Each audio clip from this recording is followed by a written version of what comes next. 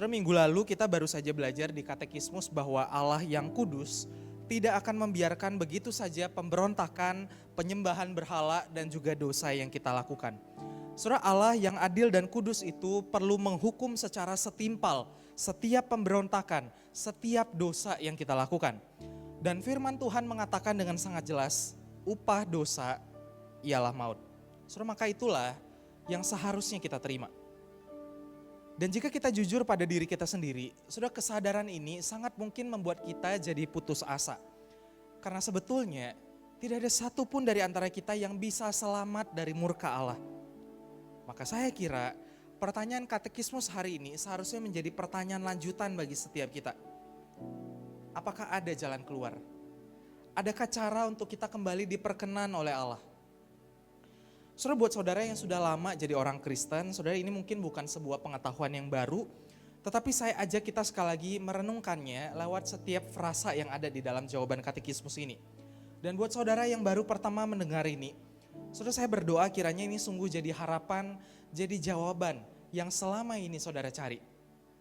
Nah, saudara, pertama-tama katekismus memulai dengan frasa yang penting, supaya keadilan dipuaskan. Saudara, ini sekali lagi mengingatkan kita bahwa Allah tidak mungkin bisa menyangkal dirinya sendiri. Dia bukan hanya Allah yang penuh kasih, tetapi juga Allah yang adil. Dan jika dia mengabaikan dosa, maka dia bukanlah hakim yang adil.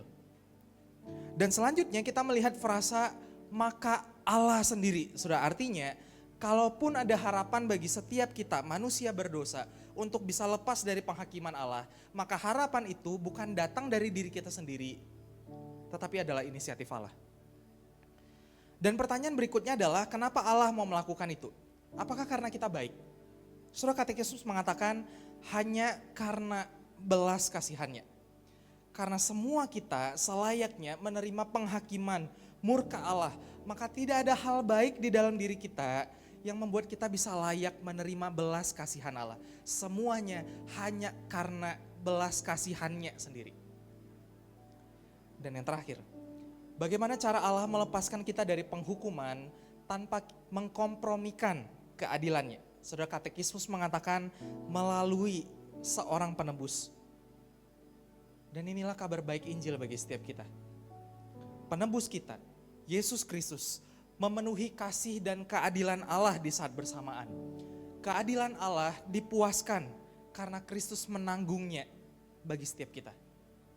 Tetapi di saat bersamaan, kasih Allah juga ditunjukkan karena Kristus mati untuk kita. Saudara, maka sekali lagi pertanyaan bagi setiap kita adalah, maukah kita menerima kabar baik Injil itu? Maukah kita tenggelam lagi di dalam kabar baik Injil itu? Maukah kita dikuasai lagi oleh kebenaran Injil itu? Dan saya berdoa, baik bagi kita yang sudah lama percaya, maupun bagi setiap kita yang belum percaya, saudara, kiranya kebenaran Injil ini terus bersinar di dalam hati kita.